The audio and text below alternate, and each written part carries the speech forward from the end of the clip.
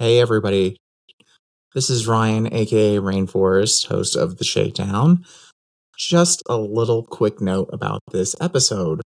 Um, it got real crazy real fast, and if even before the episode started recording, it got a little crazy and a little tense. And honestly, you'll see even from the beginning, I just want to talk about prison transportation. But we didn't talk about that. We actually talked about some other things. We ended up hopefully wrapping into a really good prison transportation story. But in the middle, we got a little bit of a surprise and some other good stuff. So we're gonna leave that as a little bit of a cliffhanger, a little a teaser, if you will. But since I've got your attention right now, there's been something else I've been really wanting to talk to you about. So I am about to finish up writing and drawing a restorative justice graphic novel. That should be finishing up this month, and it should be available soon. And then I will let everyone know as soon as it's ready. I'll start having posts of panels and everything on my Instagram, maybe put some on Shakedown's Instagram and everything. So look out for it. The other thing is that we are going to start something. Probably like a Patreon where you can see those little moments where we're trying to set up and maybe get in on that action and see the kind of craziness that gets involved if that's something you're interested in. If you want more features, if you want to get more in-depth talk epics, we are going to set that up because honestly, I want to do this full time. I want to education and outreach full time is what I want to do and how I want to help people. So if we're going to be able to do that, we want to find ways that help you and we want you to tell us how we can do that. So that is coming soon. And if you have ideas on what we can do and what you would be willing to pay for, aside from just a cool Shakedown hoodie or t-shirt, which you can get right now, then please let us know on our YouTube comments, on our Instagram comments, on Facebook comments. It's at Get the Shakedown. You can find us on all of the places. So definitely look for us there. I'm also at Lorax4, the number 4 life on Instagram.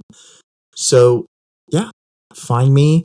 Oh yeah, that's another thing about this episode that you're about to watch.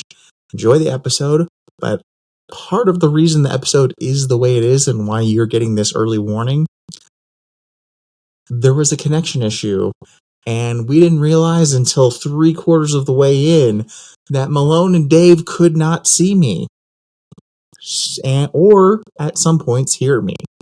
So, if you're wondering why we're interrupting each other constantly, it's because of that reason. So, but like I said, there's some really good stories in there and it's worth it. So stick around. I hope you enjoy it. If you don't, let me know. If you do, also let me know. And we hope to have some more good stuff coming soon. So thank you so much.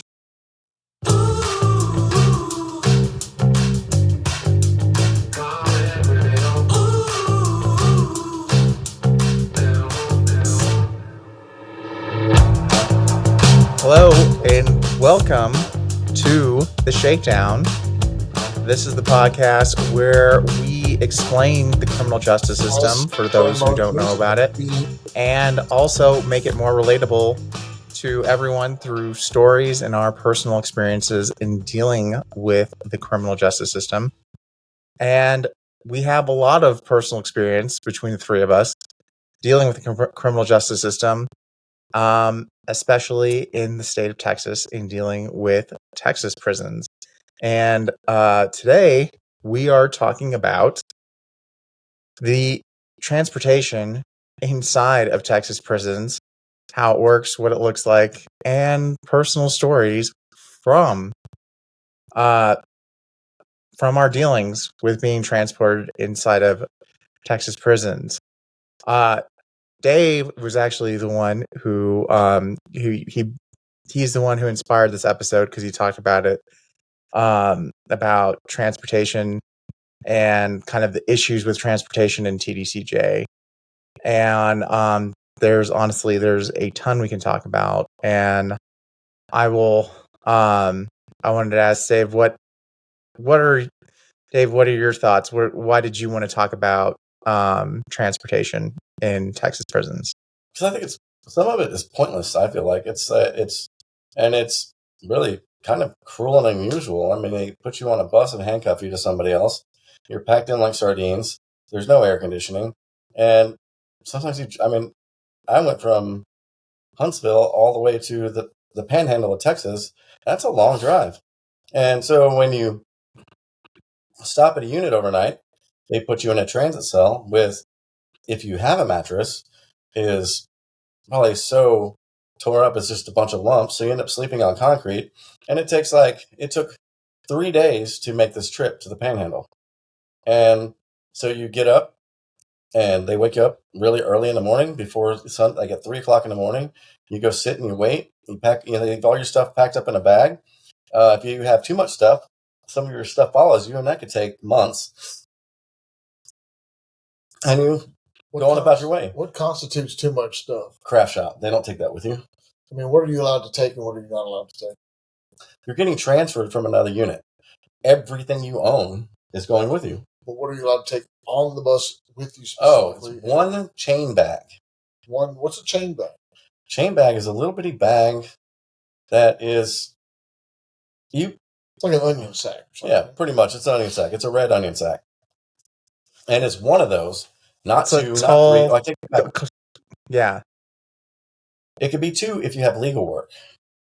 What do you think on average is the number of onion sacks worth of stuff that most inmates possess? I mean, you couldn't even put $75 of commissary in one onion bag. You couldn't put, you could put probably 3 cases of soups. But here's the thing. One thing, I was going to say, I think one thing that more, well, go ahead. I can say that just about everybody listening probably knows how big a package of ramen noodles is, right? So imagine, and how big and there's 24 of those in a case. So you could fit 3 cases of ramen noodles in a red chain bag, and that's being very generous. What kind of property do inmates generally have in Texas prisons? I mean, other than commissary, do they have is there anything else that they would carry with them? Oh, pictures, letters. So books, laundry. Shoes. Yeah. This is, you can be transported at any time. So this is, people get transported after years. After I got initially, when I got moved around, one after county jail, and then after county jail, I got moved. I spent 6 months in a transfer facility, then got moved, spent a week down in, I can't remember what that thing is in Huntsville, the wall right next to the walls unit where you get classified or whatever. And then it's a week there, and then you get moved all the way across Texas. What's that? Yeah. So, but there's the thing. So when I get moved across Texas, so they supposedly, when you hit one of the diagnostics units, like, the transfer units, it's for processing. You're being processed in, right? And so I hit this unit, and I was there I think I was there for 4 days, and I didn't do all of the processing, and then I get moved to another unit to go to do more processing. It's like, so why are you starting them at processing in one unit and finishing them up on another? That doesn't really make any sense. So, and it's right. It's a numbers game for TDC. If you have people coming in, that means people have to go out, even if it's full. The only way you're going to be able to allow more inmates into the unit is if they're going to be inmates getting out. I mean, think about it. If you put water in a glass full of water, and if you put more water in, some water's going in, the rest of the water's going out. So it's common sense, right? Right. So but the other part is that, yeah, they had the reason I got moved out of Dalhart after like 3 years was because Hurricane Harvey hit the coast of Texas. Everyone got moved around, and they moved me from the top, like 30 miles south of Oklahoma, down to Houston, and all in that area. So you were in a part of Texas where there are no hurricanes whatsoever. But the inmate, but the guys that were down there, I was a part of the guys that got evacuated due to Harvey, and they sent us to the PAC unit, which was under a lawsuit for air conditioning, and the judge had got really upset because there wasn't anybody supposed to be going to that unit because of the lawsuit. So he got in his feelings, thinking that his authority had been taken from him. So now he decided that everyone that had been shipped to the PAC unit now is also under the same lawsuit as the inmates that were there before that and had to be air conditioned. So they couldn't send us back to the unit that we came from because it didn't have air conditioning. Now they had to send us to units that had air conditioning. And so that's why they had to do the big shuffle. That's why all of you guys ended up over there on the Stringfellow unit. Guys like a lot of our friends that we ended up making after that were directly sent there because the inmates that were on the Stringfellow unit had to go to their unit because they were on either transfer facilities that had air conditioning. No, I get this. I understand that. So you're talking about a valid reason why people should get moved why people are getting moved around. What I'm talking about is the completely inane, dumbass reasons why they're just moving people from one unit to another. I'm just in awe of how it all worked out that way. That strange confluence of events made it to where we all are sitting here right now today having this conversation. All right. Well, that's great, but it's like, I know that's not what we're talking about, but it struck me. It is, and it is kind of interesting the way that all worked out. But my point is they move people around for no good reason.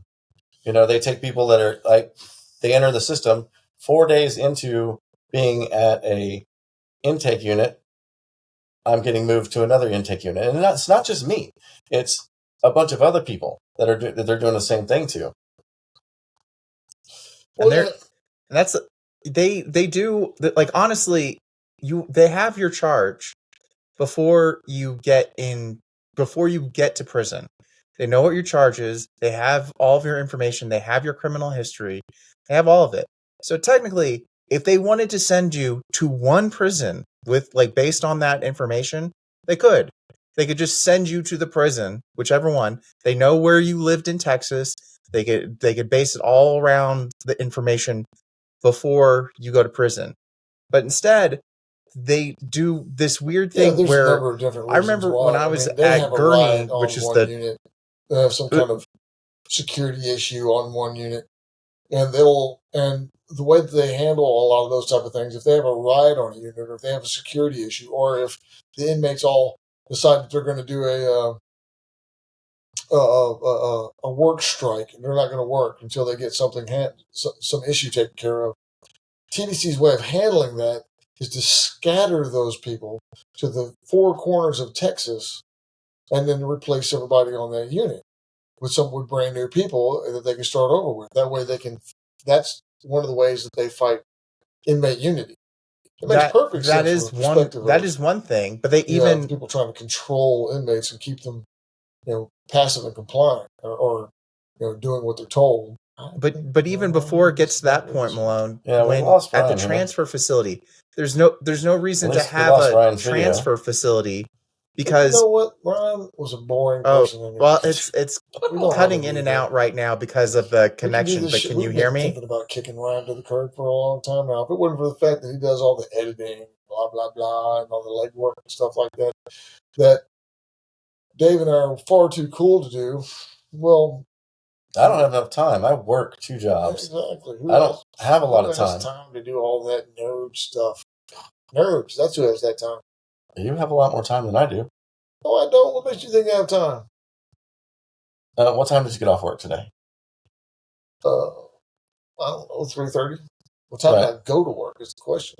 Doesn't matter. What time did you go to work? I got to work at 10:30. Yeah, I was at work for 4 hours by the time you got to work. How many hours do you, I work 2 jobs. I don't know if you realize this or not. How many times have you told me, hey, you need to work a little less so we can do something? I'm just trying to make you feel better about being. Oh, I hate you. I don't, really. I don't. Sometimes you frustrate me to no end, though. Really? Yeah, but that's part of your charm. Oh, sorry. I frustrate. Please tell me about it. I frustrate people to no end as well. You do? Not me. Never? No. No? No, not at all. That's because you spent so much time in prison. You're used to. Right. You're used to assholes. Oh man, I can deal with an asshole. I can handle an asshole. I know my way around an asshole.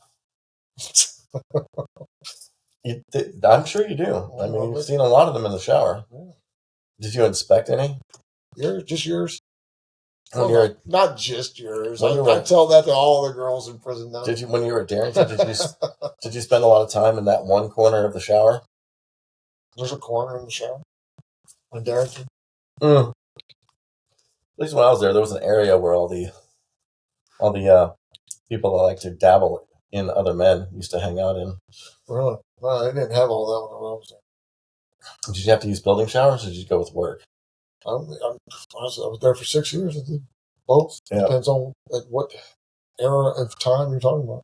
I hated having to come in from the fields. I seen this guy in the fields. This coming in from the fields.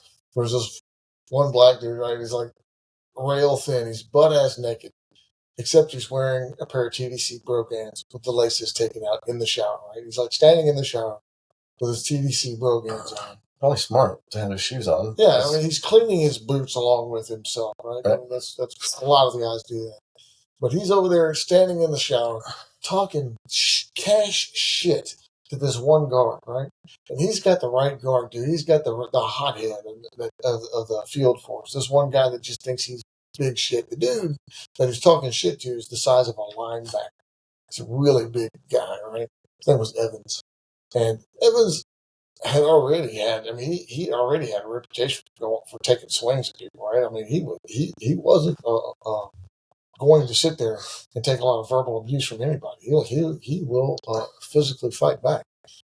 And so this guy, this scrawny string bean, is standing there in the shower, just going the hell off, telling this dude, "Yeah, you don't want to fuck with me. I'm telling you right now, I'm a knockout artist. I will kick your fucking ass." He's just telling Evans off to the point where Evans is like, man, he looks at the guard, he looks at the other field law next to him, takes his cowboy hat off, says, shit, and throws it down on that little cattle, and comes storming into the shower, takes his reaches back and takes this big old haymaker swing at the skinny guy. The skinny guy ducks it, ducks the punch, reaches down, grabs Evans by his pant legs, and dumps his ass in the water, climbs on top of him, butt ass naked now, right? He's standing over Evans, ass naked, everything dangling down in Evans' face, just throwing punch after punch after punch, just pow, pow, pow.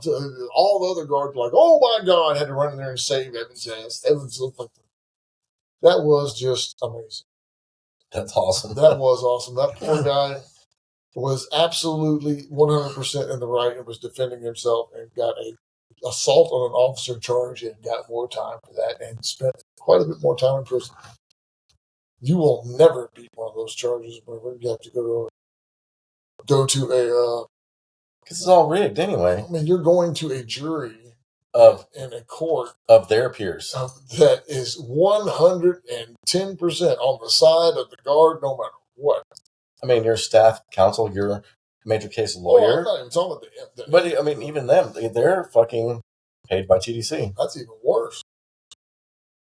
You had Captain Knox back in those days, was the disciplinary captain. I remember him. Captain Knox, his tagline, when you walked in the door, he would tell you, I've never found an inmate not guilty. I've never found an inmate innocent in a single case ever in the 10 years that I have been running these cases. I mean, he's letting you know, right? And I'm not about to, ever, is what he was telling you. Explain your case to him, and he reaches over there and he'd hit that on that old-fashioned ass tape, that cassette recorder, and stop it, and then go the fuck off on you and get you all kinds of ways riled up. I'm talking about just tell you what a pussy you are and how he's gonna fuck you over, and everything doesn't give a damn about anything that you have to say, blah blah blah, and then reach back over there and hit record again, and just to catch you all angry and frustrated, not being able to present your case. It's a real crime shame. He can still hear and see us. We just can't see him or hear him. Well, okay. I will officially start my story about my harrowing adventures in transportation and TDC. As a young man, probably before the age of 20, somewhere around 18 or 19. You ever had a shit on a chain bus? Thank God I have not. Dude, that was always my biggest fear. And I've always kind of thought about, but I was raised in prison. I've been able, I have very good control over my bowels. It's just kind of been ingrained. But you really threw me off my game there. So I'm going to do this throughout the whole story, you guys. We were about to leave the Walls unit. I'm glad that they can see your hands, because usually your hands are trying to be in my lap, and that's not cool. What does that got to do with anything? We're free to be gay if we want to. I mean, I have bars on my door. We're free to sit there and have our hands in each other's laps. I could lock you in. I have to have a key to let you out. Lock me into what? It's kind of like prison. Lock me into in a relationship with you? Nina is waiting for you in a sex cell. I really miss Nina. I feel bad that we had to exclude her. So Ryan wants to wrap. We're taking off from Huntsville, and I almost got. As y'all know, there's generally two different sections on a lot of these big chain buses. When you're taking a long trip, you're going to be on one of these really big buses. As you said, the guys that are in population are going to get handcuffed. You're going to get handcuffed together to another inmate, and it's going to be at random. You're going to be handcuffed to some random stranger who's going to be sitting next to you on the bus. But if you're in SEG, if you're a inmate that's in administrative segregation for some kind of disciplinary action or some kind of safekeeping situation, what do they call that? Protective custody, something like that. Then they're going to put you in a part of the bus that's in the front of the bus where you're not going to be handcuffed to anyone else. You're instead going to have a chain put around your waist. And then you're going to be handcuffed to the chain that's going around your waist, and then from there, there's also going to be another chain that's going down to ankles that's going to connect down to ankle cuffs that are binding a chain between both legs, and then there's a box that's put on the handcuffs. This metal box, so that your cuffs are stiff. There's no give in them or anything like that. Your hands are stuck at your waist in this kind of a position, and your legs your body can't fully extend out or anything. The ankle cuff chain is about 12 inches. So you have 12 inches of movement between your feet. Yeah, it's all designed to really hamper your movement, so you can't run. You can't stand all the way up. You have to hunch over, and kind of inch your way along and all that. And so, due to a lack of space in the back of the bus where the guys were all cuffed together, they thought they were going to have to put me in the front of the bus with the segregated inmates. But just so happened that they were wrong, they miscounted, blah, blah, blah. I just narrowly made it to the part of the bus where I got handcuffed to the population part of the bus, and the rest of the guys got moved into the front of the bus. So right as the bus took off and we hit the highway, it turns out that they had 4 guys on the bus that knew each other. And the reason why they were on this bus is because they had just gone to court.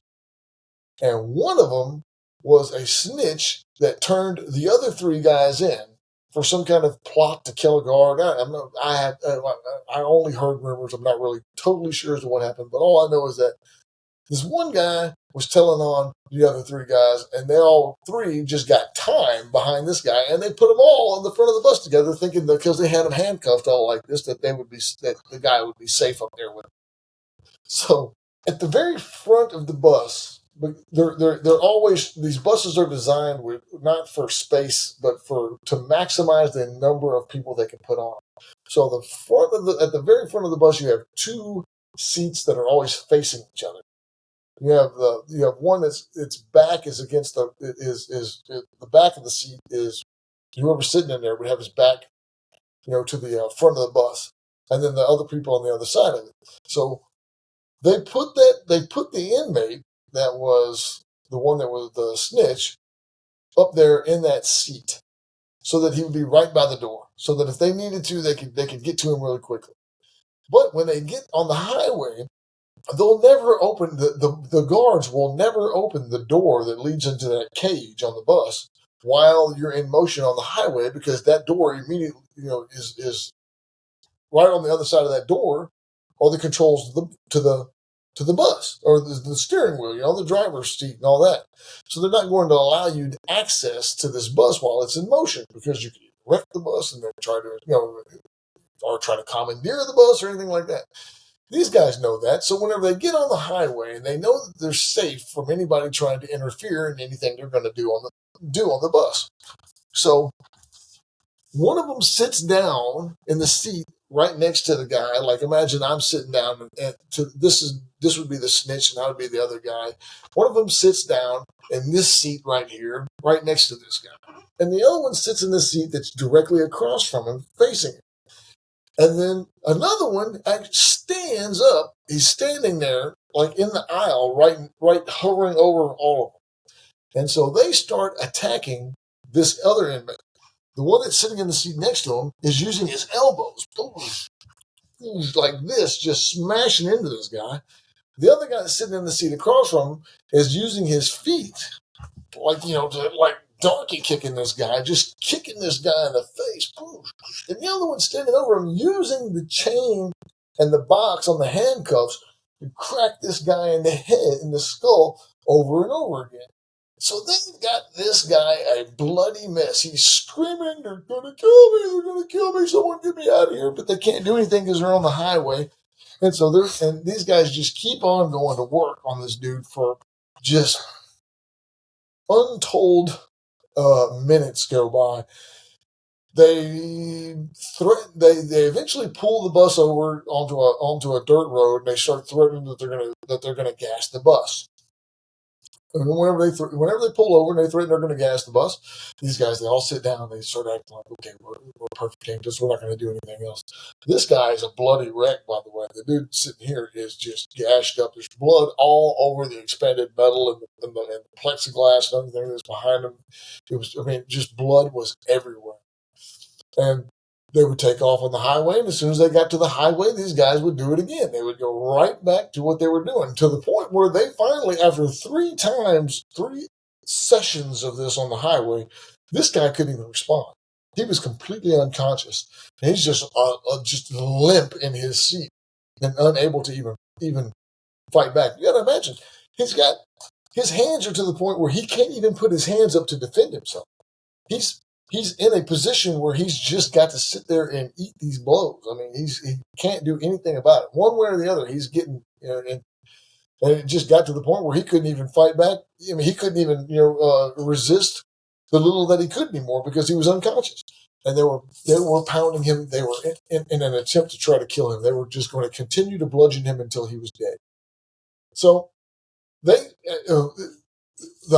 all noticed that we're all sitting in the back of the bus watching this whole thing go down. Like I said, I was one of the last people that got put on the bus, so I was sitting right next to that cage where all this was going down. So I got a front row seat to the whole entire thing. I saw it all. It was a gory mess. But the bus started speeding up really fast, and we started zipping. We got off the highway. We started zipping through dirt roads and all that, and no one knew where we were going until all of a sudden, out of the blue, we all noticed that the Ferguson unit was coming up on the horizon. And they pulled into the sally port there at the Ferguson unit, and there was 30 guards that were standing there in this little.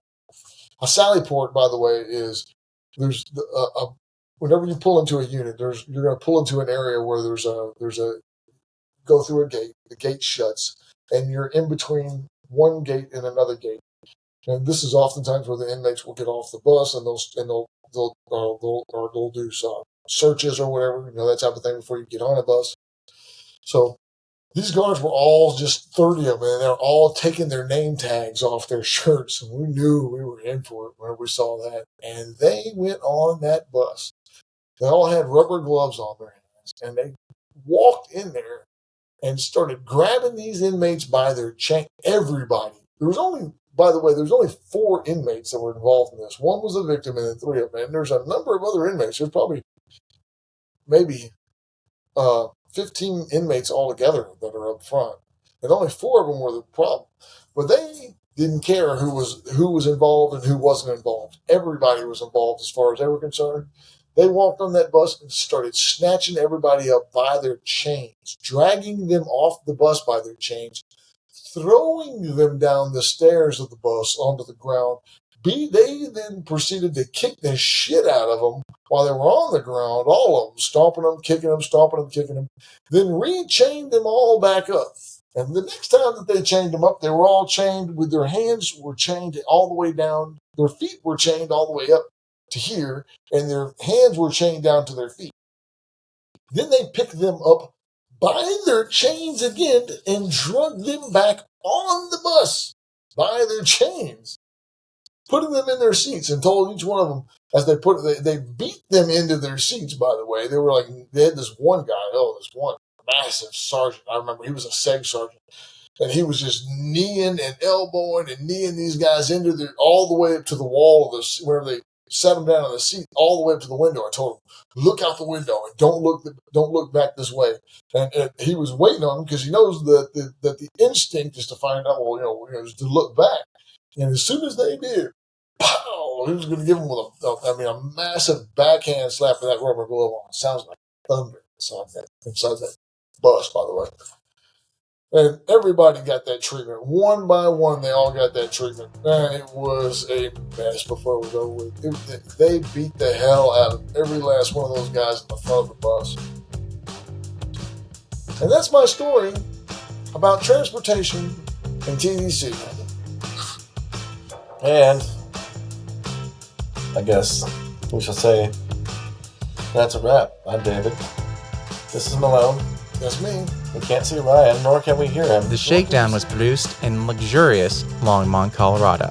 Envato Elements provided our theme song, Shakedown.